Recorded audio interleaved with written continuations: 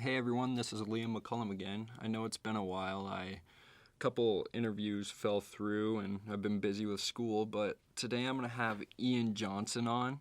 He is the author of The Souls of China, The Return of Religion After Mao. It was named by The Economist and Christian Science Monitor as one of their best books of the year. He is a regular contributor of articles and commentary to the New York Times, the New York Review of Books, and speaks in the media or to public audiences about China. He also teaches undergraduate courses on Chinese society. He was also awarded the Pulitzer Prize for his reporting on China and the Stanford University Shorenstein Prize for his body of work on Asia.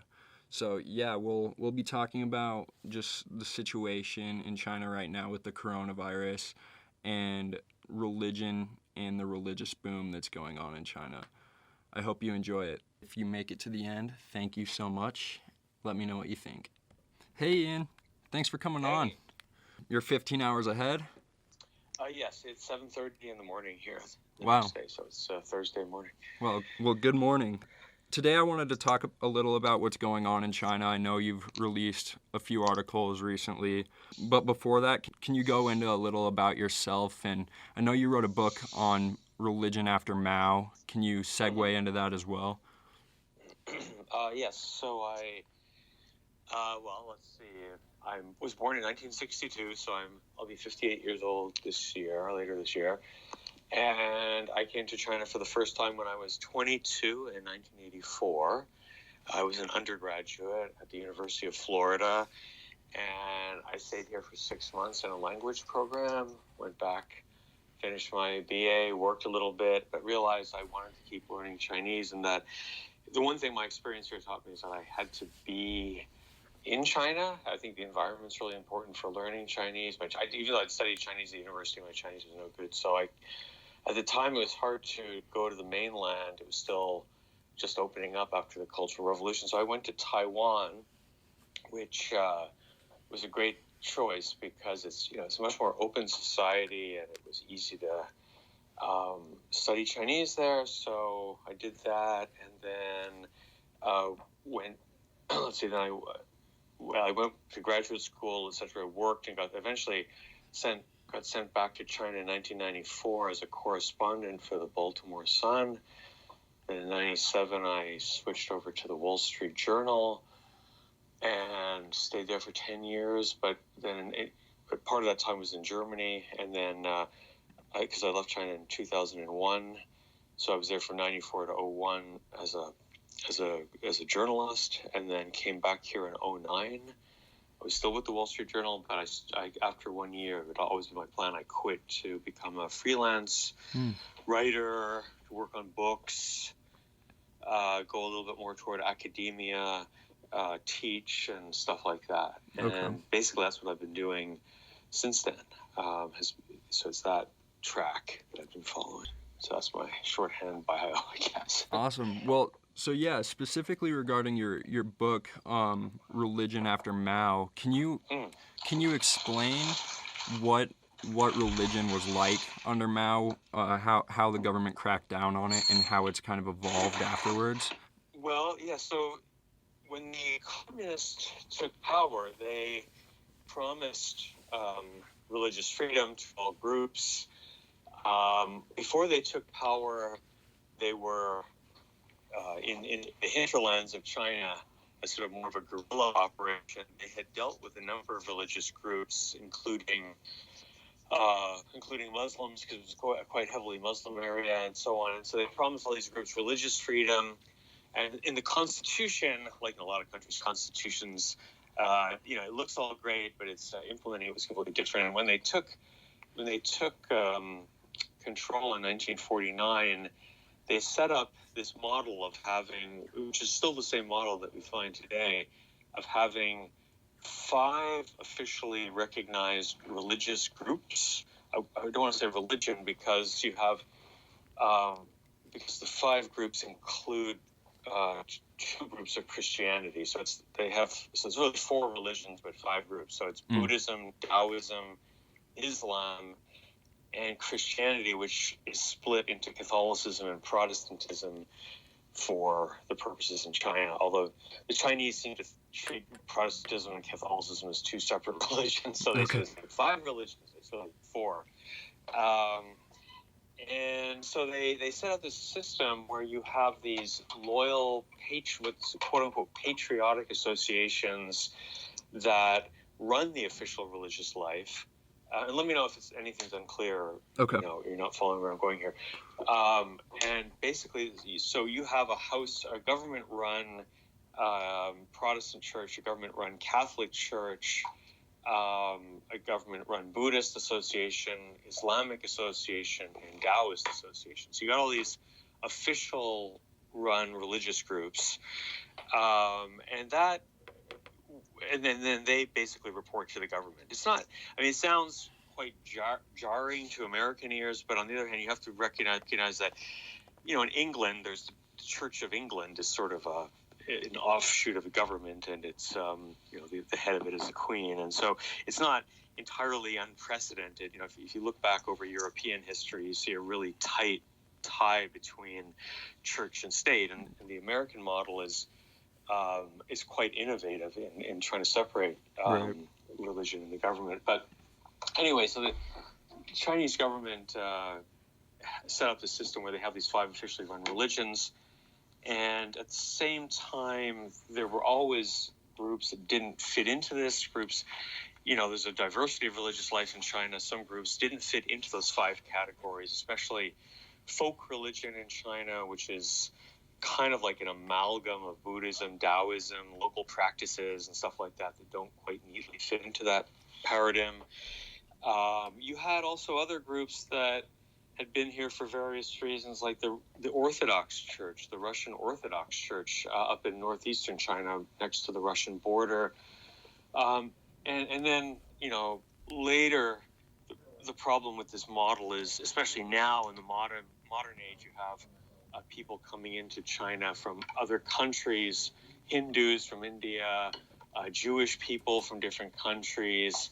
They're not Chinese people, but they can't legally practice their religion in China either because you've got this very narrow, rigid system. But not to get ahead of ourselves, just to go back to the 50s, so Mao and his government set up this system, and then, but very quickly, in the mid to late 50s, around 57, began to implement ever more radical policies. Radical on a whole range of things. Mao was a sort of radical utopianist, and wanted to achieve communism as quickly as possible. Within a few years, those 5 official religious groups were no longer functioning. People, and increasingly, as the years went on, especially starting with the Cultural Revolution in 1966, religious life basically just went underground, and there was no public practice of religious life, period. And that goes for all religions in China. So mosques, churches, temples were all closed. And basically Mao implemented a personality cult, and he was sort of the red sun rising in the east. I mean, this is actually the vocabulary that was used, and was kind of it was a personality cult, just like Stalin in the Soviet Union. Right. But even more so, because it really did look like a kind of a ersatz religion. It had, I don't know if you've heard of the little red book. It's little booklets of Mao's sayings that people used to carry around, and people, would wave this around like some talisman or like, the Bible or something like that. Right. This was really important, and Mao badges, a little bit like North Korea, maybe, Mao badges on people's chest and stuff like that. And then, so that ended, of course, when Mao died in 1976, and then we get into the post-Mao era. So that was sort of a quick overview of the Mao period. So it started out with these 5 official religious groups, and then Mao pretty quickly closed them off by the late 50s, and religious life just went increasingly underground. And then after Mao dies, the government tries to does revive these 5 official religious groups, and that's what we have today. Okay. We've got the 5 official religious groups, and then we've got underground religious practice as well. Okay, and by underground, that's kind of like their illegal practice. Yes, okay. Right. There's a really good paper it depends how deep you want to go into this, but by a political scientist, and he has this category of three markets for Chinese religion: the red market, which is the official communist market, the black market, which is officially banned religious groups, and then this gray market, which is stuff that's kind of banned but tolerated and stuff. So the red market would be the official run churches, anything in China that looks like church, for example, a steeple or, whatever, and pews, a building like that. They're all government run. Same with big temples that you can go visit, or mosques, and so on. And then the black market are groups Falun Gong, which are explicitly banned and absolutely illegal. You can't practice them at all. They're considered cults. And in the gray market, you've got things like underground churches, which the government knows exist. The Public Security Bureau is pretty efficient here. But they're just apolitical and just worshiping on Sundays, and there's nothing else going on. They kind of tolerate you, although, varying degrees of toleration. So that's like the gray market. So that's sort of the overall picture. Okay. Has it always been that the Chinese government still kind of sees these religious groups as almost like competition, or is it, I guess, how are they, since they are government operated, how does that go into all of this? Right. Well, I think they tolerate religious groups for various reasons. I mean, I think a hard-boiled communist would think that as we progress toward communism, people will not need religion anymore. There's still that idea that Marx had, that religion can only be understood as the opiate of the masses. So because people have problems, you still kind of hear this. People in the West will say this also. People are religious because they got problems. Right. Somebody died in their family, so they turned to God, or something like that, right? Or they've got something, some spiritual burden, and so they turn to God. And certainly that is the reason why people are religious. That's part of the explanation. But I think that's sort of the only way that the communists can think of religion. They don't view it as a sort of integral part of society. So when something like for things like a coronavirus, I think there are these religious groups, there are official churches, and they are allowed to help out a bit, but in a grudging way. And as for the illegal groups, as I mentioned in that article, like those Protestant churches that wanted to contribute and couldn't, they're really not allowed to. If you say, why is the government so skeptical? I think it's the government's skeptical because it doesn't want any groups outside of its control to organize people, to exercise control.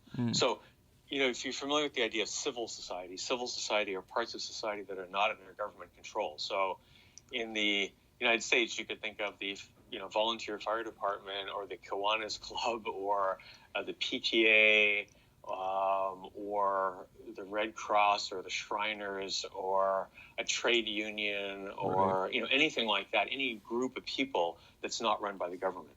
So there's a lot in the United States. There's a lot of stuff like that that's not run. But in China, every group like that should in some way be, if not directly registered with the government, monitored in some way by the government. So NGOs, non-governmental organizations, say an environmental group like Friends of Nature or Greenpeace, for example, that's an NGO.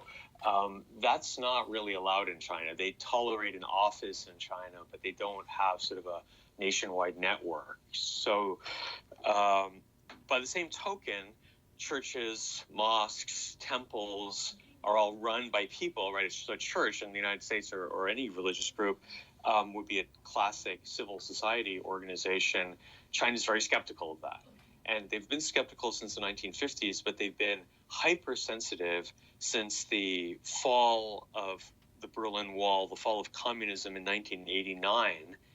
And that was partly driven by civil society organizations. For example, in Poland, the Catholic Church played a role in giving shelter to opposition groups. In East Germany, the Protestant Church played a similar function. You had also environmental groups in various communist countries.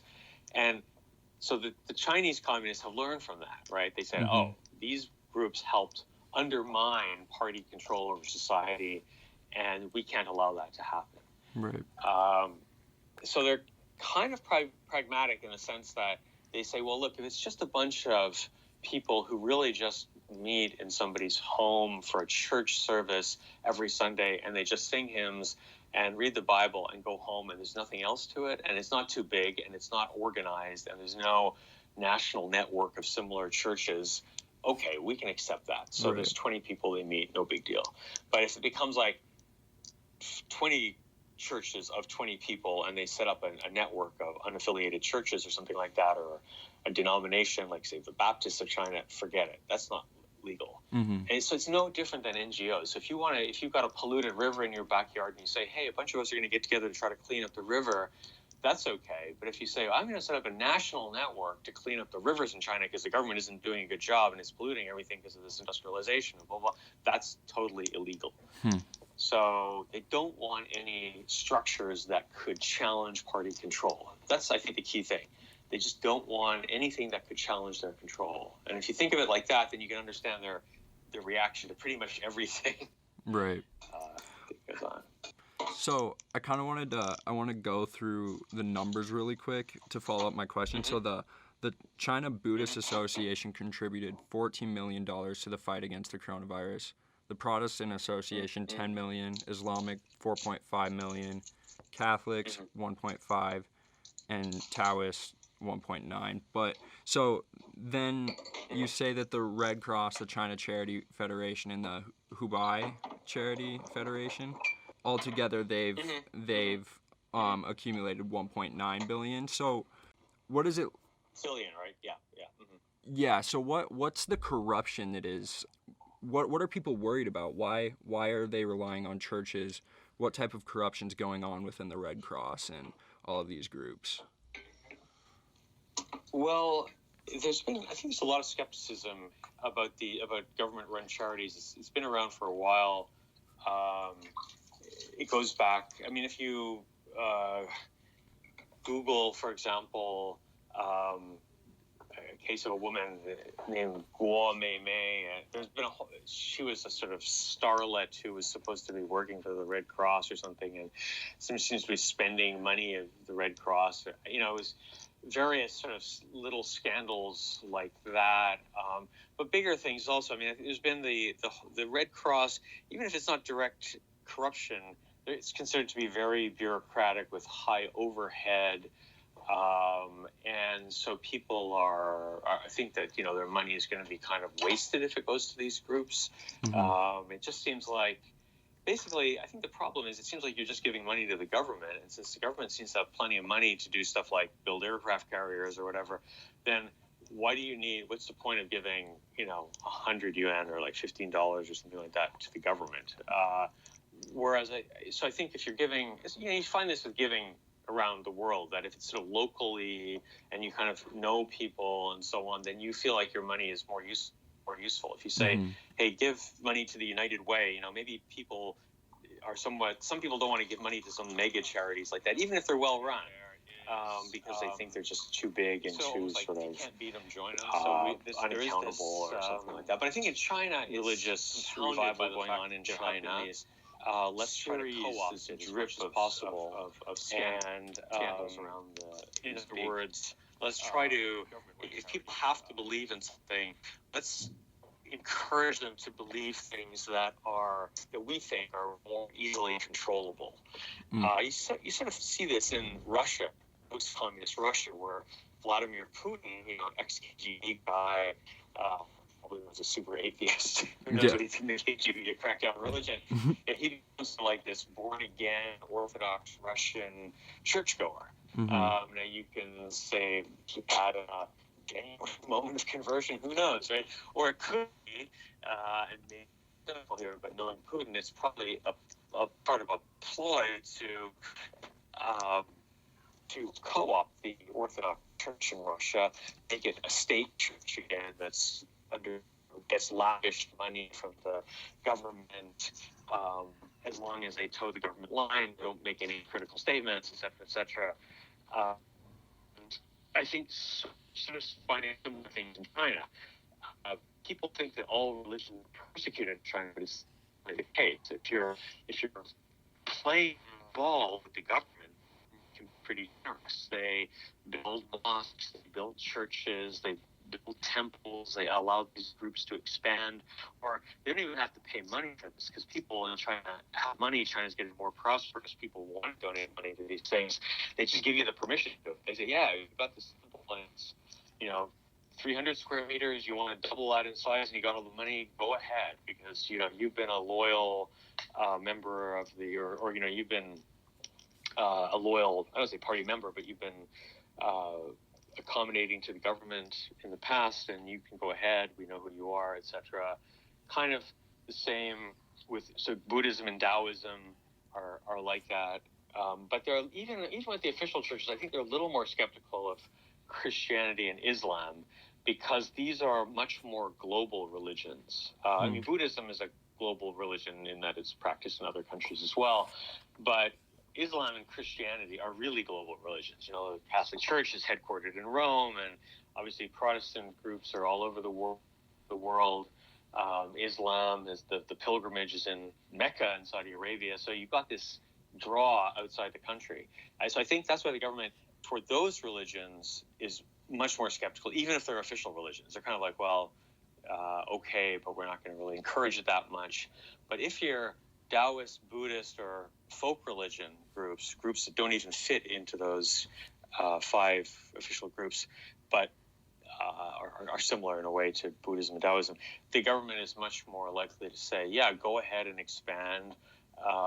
People need to worship somewhere, better that they worship at one of these places that we know are kind of loyal or at least apolitical, and that's okay. So I think that's the idea of the civil religion, that they are thinking along those lines.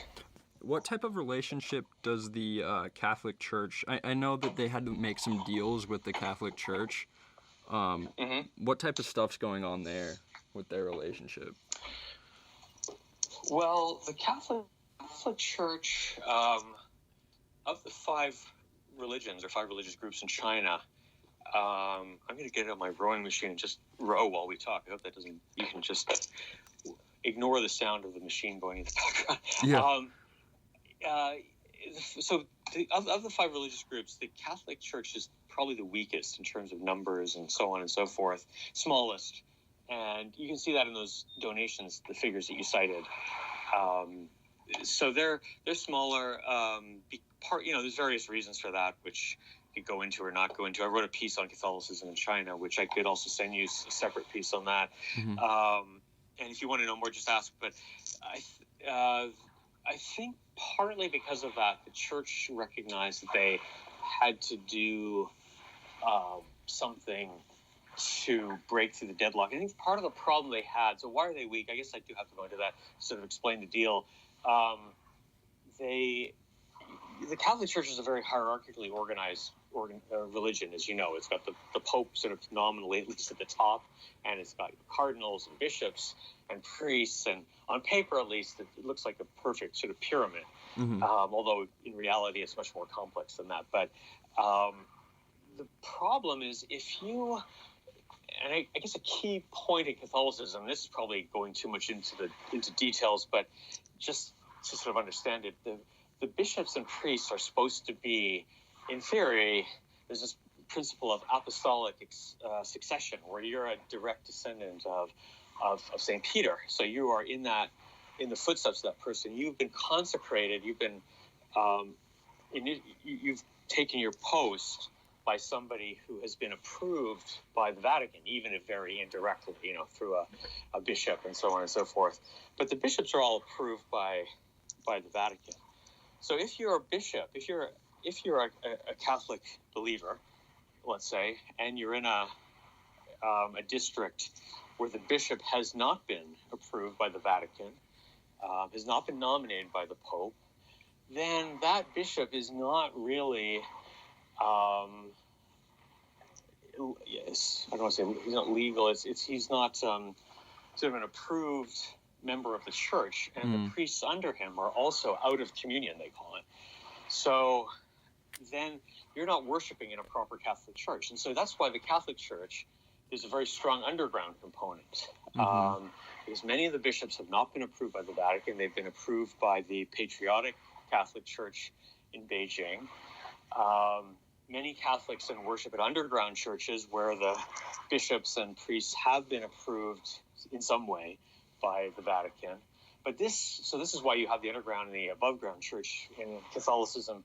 But this has really led to sort of paralysis. It's very hard to build a functioning, viable church if you've got this division, this strong division. So the church has not grown very quickly, and things like urbanization, where people are moving from villages to cities, is part of China's economic development. And Catholicism is a heavily rural religion. They come to the cities, and the churches aren't sort of organized to welcome them or keep them in the church, and so they just sort of stop going to church. So the number of Catholics has actually been falling. There's pretty good statistical evidence on that. So I think the church realizes it needed to. So what did they want to do? They wanted to sort of fix this problem where they would, along with the Chinese government together, would jointly appoint bishops. And that way, in theory at least, all the bishops in China would become legitimized, and you could, in good conscience as a Catholic, worship in a government church. You wouldn't have this division anymore. And hopefully, if the Vatican were involved in appointing bishops, you'd get better bishops, people who, for example, haven't violated their celibacy vows and stuff like that, which is sometimes the case here. And so that's the idea behind it, that the bishops would be jointly approved. Exactly how that functions isn't quite clear. I think they sort of will sit down and say, there are these three people we're considering, and one side might say, well, that person we can't agree with, but the other two we can, and it's for somebody. The exact mechanics, I don't know. It hasn't been made public, so... Okay. There was, at some point, there's something where, they'd have a list of three people that the Vatican would come up with and let the Chinese choose, or vice versa, or something like that. Right. But that way they can feel comfortable with the choice. So that's the deal. And some people say it's a sellout because you're working with the government together. It's a communist government, blah, blah, blah. You shouldn't do that. Pragmatists, including the current Pope, says we need to do something. And the current system's not working. It's not like we've got this vibrant church. It's declining, and we need to have some better structures in place to make it work. Right. And so if the Catholic Church, if numbers are going down, especially in China, is religion as a whole going down in China, or is it increasing? No, I think this makes the case for some sort of a deal even more imperative in many people's eyes, that there is a religious revival going on. Religions are growing across the board, and it's only the Catholic Church that's not participating in this boom. Right. So, it's like you've got a business model in a growing economy, and everyone else is making money, but you're not. And so it's like, well, what are we doing wrong? It's a bit of a, the numbers have to be kind of qualified, but in 1949, when the communists took power, there were 3 million Catholics and 1 million Protestants. And now there are roughly only 10 to 12 million Catholics. So it's gone up 3 or 4 times, but so has China's population.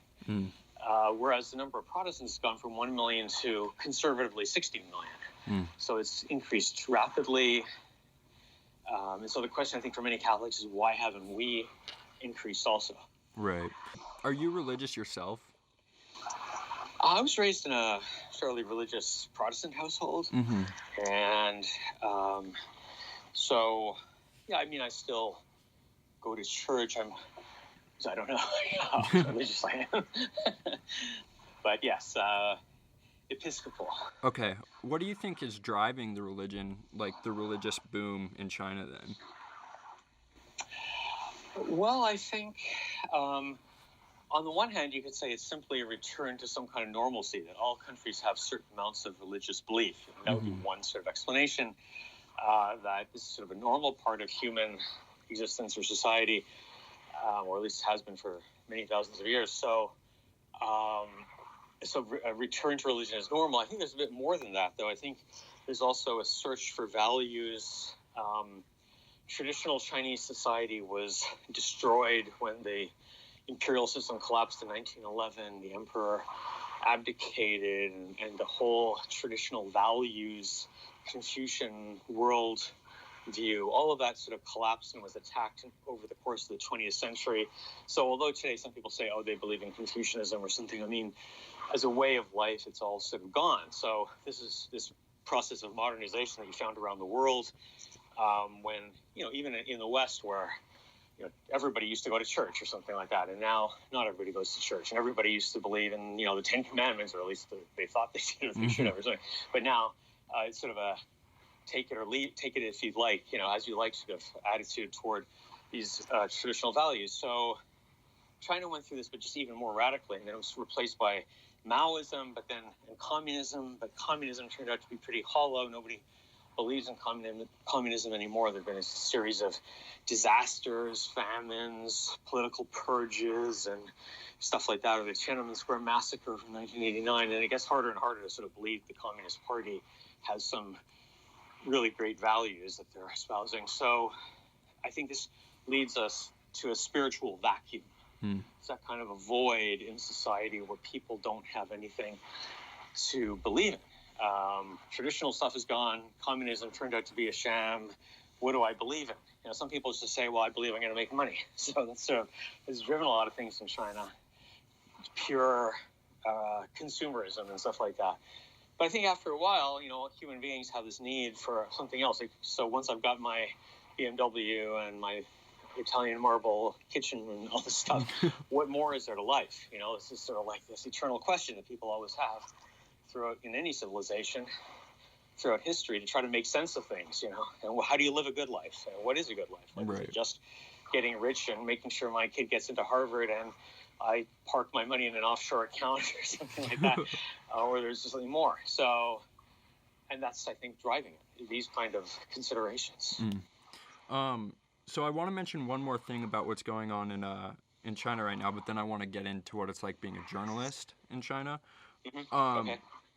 What do you know anything about the situation with the Uyghurs right now in China? I just know what I've read. I haven't been to Xinjiang in 10 years, so okay. I don't know what the situation is. I mean, I think there's very credible reports. Obviously, there are these camps. The government admits it. They just give them a different name. They're vocational training centers. But there's so many reports coming out that paint a very different picture. It can't all be, a fabrication of the CIA or something like that, right? So it's pretty clear that they are taking a radical policy of secularization. So even any sort of outward expression of religious belief. So women wearing the hijab, men with facial hair, in traditional China, men used to have little, used to have beards and stuff like that. But so nowadays, people are pretty clean shaven, and this is now seen as, if you wear a beard in Xinjiang, you're, a Muslim extremist or something like that. So then they're, going around and asking people questions like, how often do you pray? And why do you have that picture of Mecca on your wall? And I mean, very normal things that people, Muslims all around the world have, and so this is now considered to be a sign of radicalism. And then they're being sent to these vocational schools, so-called re-education camps, I guess. That's about the extent of what I know. Okay. And just regarding what it's like to be a journalist right now, have you found any struggles in China? Is it hard for an American journalist, especially reporting on religion? Well, it's hard to get the government's point of view. The government, you'd think they'd want to tell their side of the story, but I think they just don't talk to foreign journalists pretty much anymore at all, and try to isolate us. And so, but you can still, just by persistence, you can talk to people, and there are many people who are happy to talk about their religious belief. So I know people in the unofficial religious groups, it's like underground churches and so on. And in that book on Religion After Mao, one of the storylines is about an underground church So I know those kind of people. I know people in the legal church or legal temples, stuff like that. So I think after a while, like anywhere, if people see that your intentions are good, that you're sincere, that you're not out to just write some sensationalistic story, you can eventually get people to talk. It takes a little bit more time. And I think one of the problems that journalism has is inherent to the profession is you don't have enough time. Right. So you kind of are always rushing from story to story, and it's sort of hard to build those contacts. What's it like being like a contributor to a bunch of different places and living abroad? Well, early on in my career, I wanted to travel abroad, and I was interested in journalism, and so I thought I could combine the two. And yeah, I mean, of course, I like my job. I like doing these kinds of things. I like being a freelance journalist the best because I can work on projects that I want to work on and not dictated to by an editor. But it's less financially secure. Right. So obviously, you have a regular job with a contract and stuff like that, then you've got your pension plan or whatever, your health care is all covered and so on. But yeah, no, I enjoy doing it. I think the main thing is if you want to do something like that is you have to kind of do it. You have to do it and be persistent. I think it's sort of like anything in life. It's what do they say, 99% perspiration, 1% inspiration. I think almost anything is like that. I don't mean, follow your dreams and it'll all come true. That's not the way the world works either. But a lot of people say, well, I wish I could do that. And it's like, well, okay, you could do that. It's just, right. But then you're not going to be able to maybe afford the BMW or whatever. Mm-hmm. So... Do you find any struggles with editors still, just as a freelance journalist? Like, are there certain, like, when you're talking about religion or something like that, do you ever find any, I guess, pushback? Well, yeah, I mean, I think one of the funny things that's happened over the past 20 years, so like in your lifetime, basically, but especially starting, say, 15 years ago, is the widespread use of the internet has been, of course, great, and we can learn so many things and quickly find out facts and stuff right. like that. But it also empowers editors back home to sort of become half-baked experts on stuff. So they'll say, oh, well, I saw something in blah, blah, blah that says something different. Right. And so you get a lot of this kind of second-guessing, or it's more like following conventional wisdom, like the conventional wisdom, because I saw it in the Washington Post and I saw it in Foreign Policy magazine. Why aren't you writing it that way? And it's like, well, my take is different. Well, okay, if you're really, but it seems like everyone else is saying da da da da da, and that's become it's ironic because we have more sources of information, but in some ways we just seem to follow conventional wisdom even more strongly. So everybody says, oh, the coronavirus is going to shake people's belief in the Communist Party because they messed up so badly and so on and so forth. Mm-hmm. And if you say, well, maybe that's not the case, and people look at you as if you're don't have your head screwed on straight. Right. And so I think that's the risk, is that's the hard thing to counter. It's just to sort of to have editors trust the people in the field. Mm-hmm. But then we're under pressure too. We're reading the same things and we're like, it seems like everybody else is saying that, so maybe that's what's happening. And yeah. Do you think that freelance is more of the answer now?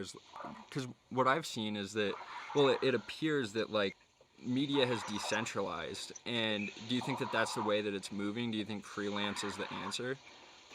Yeah. The media is decentralizing. It's separating out. I think one of the strengths of American journalism, especially, say, newspaper journalism, was that you had all these really great regional newspapers, like the Chicago Tribune, and, in Florida, where I used to live, the St. Petersburg Times, the Miami Herald, even the Orlando Sentinel was really a good paper. But now you're getting a few elite newspapers that still have, and all of these papers, the Philadelphia Inquirer, they all had foreign correspondents. Mm-hmm. And now, if you look at the net number of foreign correspondents, for example, it's more than it was 20 years ago. So there's more people out in the field, but their work is more concentrated in a few media organizations. So if you think in the U.S. now, only the New York Times, the Wall Street Journal, the Washington Post, and the L.A. Times, I believe that's accurate. They're the only newspapers that have any foreign correspondence at all. And then you got AP, Associated Press, Reuters, which is the British newswire. They've got foreign correspondence also. But in terms of English language, that's pretty much it. Now you got then all these other like small magazines and blogs and stuff like that, and it provides a way in for freelancers. So Foreign Policy magazine and stuff like that. But often those publications are looking for clickbait, and they want something done quickly, and they'll pay you $500. And it sounds like, well, $500 is great, but if you actually have to work on a story for a week or two, and you're actually trying to make a living and paying your health insurance and all that, $500 for 2 weeks of work is not very good. Right. You make more money at McDonald's. So there's a lot of almost like exploitation in the current system where we're just, getting people to write a few articles and not paying their expenses and stuff like that. And then when they drop out because they realize it's not viable, and getting somebody else to come in and work and doing stuff. I think that's the problem with freelancing, is it's hard to make a real living off it. You have to think pretty hard about that. I think if you're young and you just graduated from college, it's great. You can go abroad and you can get some experience, and that's fine. There's something to be said, though, for working at an organization, because you'll get usually better, more regular editing. You'll have contact with colleagues. You can learn a lot from other people. If you're just sitting in your small studio apartment in Beijing, and you're 22 years old and you're trying to figure out what you're going to write on, it's pretty tough, right? Unless it's better if you're in a newsroom and then you're like, people can guide you, and maybe, do that for a few years and then go freelance, be my advice. Okay. And just to finish up here, back to what's going on in China, are people right to be, like, you wrote an article about the panic epidemic in China. Are people right to be freaking out, or what are you observing there? Well, I think people are right to be worried. I think some of the measures have not been very effective. I think the government is trying to show that it's doing something. And pretty much every expert will say that these really simple light blue hospital masks that people wear, so blue-green masks, those are pretty much useless. They will not prevent the coronavirus. A mask, to be effective, has to be extremely tight around your face. But they're still like insisting that you wear any kind of mask as a way to almost like show that you're towing the line in some way, you're following what the government's asking. So I think the reaction is the problem, and it's also a problem we're going to face in other countries, in Western countries, in the U.S. And I think yesterday, or it was the day before, the head of the CDC in Atlanta gave a press conference, and he said, it's not realistic to think we can entirely prevent this virus from spreading in the U.S. It's going to probably spread. Right. And then you can't put the entire United States under lockdown like you can in an authoritarian state like China. And even then, it didn't really stop the virus to spread. So people are going to have to deal with this in a more rational way. And I just think this kind of panicky, like, let me buy 50 face masks. And, in Hong Kong, they had a run on toilet paper for some reason. I mean, that's just irrational, there are commonsensical things you can do, and 90% more effective or something is washing your hands properly, those kinds of things, and just good public hygiene.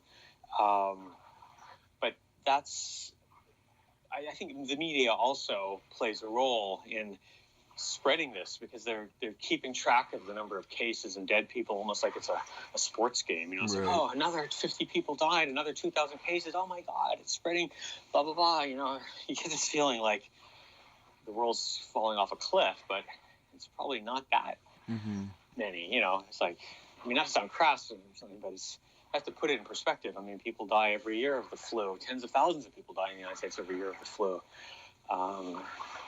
So, yeah, I think I think the panic is real, but it's a challenge we're all going to face. Right. Well, yeah, thank you so much for coming on. I really appreciate it. Okay, my pleasure. Yeah. And good luck. Talk to you later. Hey, everyone. I hope you enjoyed the conversation, and if you made it the whole way, I'd like to thank you. Please share with your friends, family. I'd like to keep interviewing within the next few weeks. I had the plan to do it weekly, but I guess it won't necessarily be that strict just with school and everything like that. I do have a few guests lined up. I think that they should be pretty interesting, but I do want to kind of diversify, like I said in an earlier podcast. Kind of all over the place with this. I mean, I talked about anti-war stuff, states' rights, God, gold, nuclear energy, and now China and the coronavirus. So we'll see where this goes. I actually plan on interviewing some family and some friends that I think that are quite interesting. There's some stories that might impact you. But yeah, if you have any topics that you'd like me to cover or anyone that you'd like me to try to reach out to, please let me know. And if you have any advice or if you have any opinions about how it's been and how it sounds, I know there are some problems with technology so far. I'm trying to make that stuff better. But yeah, just let me know what you think, and please come back soon.